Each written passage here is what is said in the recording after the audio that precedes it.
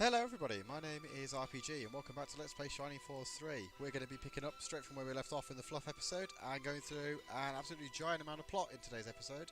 So as always, I'm going to stop talking for now and let the game take over.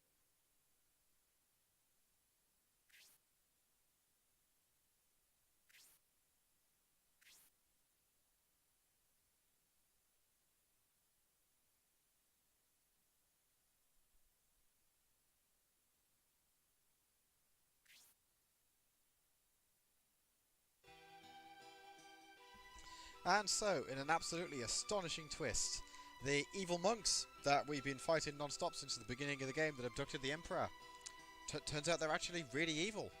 Now, there is a little secret left in the inn, and it is to do with the little room that we will have been able to see through the camera, and the groaning sounds when I enter that first room. We can actually walk through this wall at the back of the inn now that the monk in the way is gone.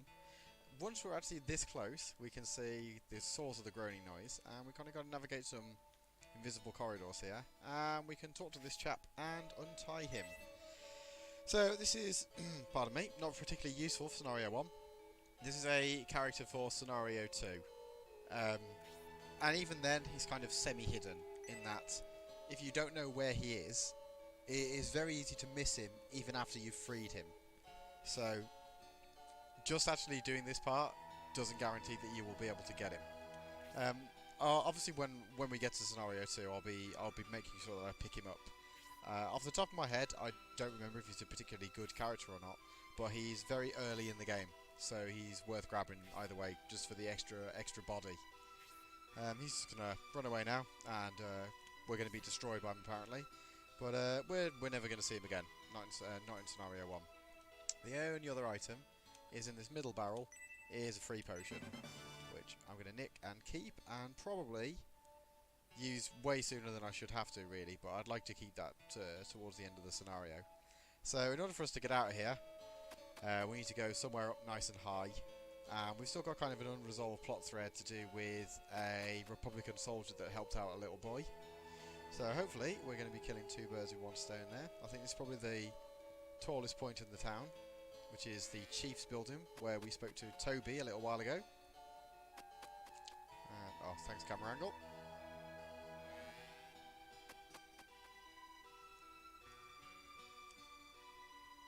Now, Toby's run away and the Republican soldier's up here, so I'm suspecting this might sound like our guy. So, as always, I'm going to let the game take over for now.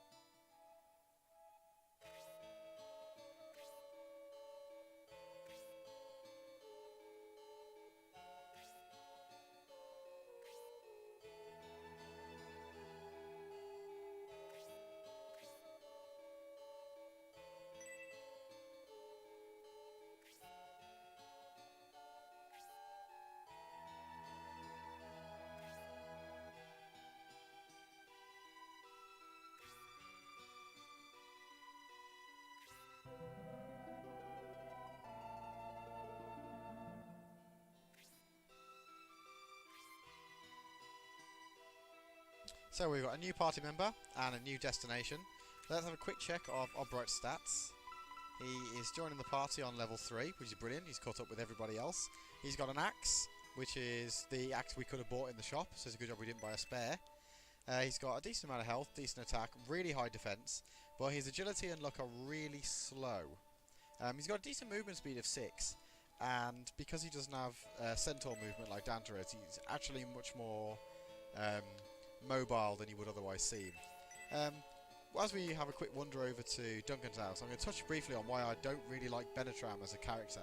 So we've seen in that conversation there with Obright, and in the conversation with the High Priest, the way Benetram is written is he tends to just they'll be talking about plans and whatever, and then Benetram will turn up and say, "Aha! But secretly it was this all along," and then another character will just commend him on his brilliance and refer to him as the wise King Benetram or something else equally as trite. I just don't really think it's a particularly interesting narrative mechanic, but we won't have to deal with Benetram for the entire game, thankfully. So with a little bit of cutscene left to go, I'm going to let the game take over for the last time this episode.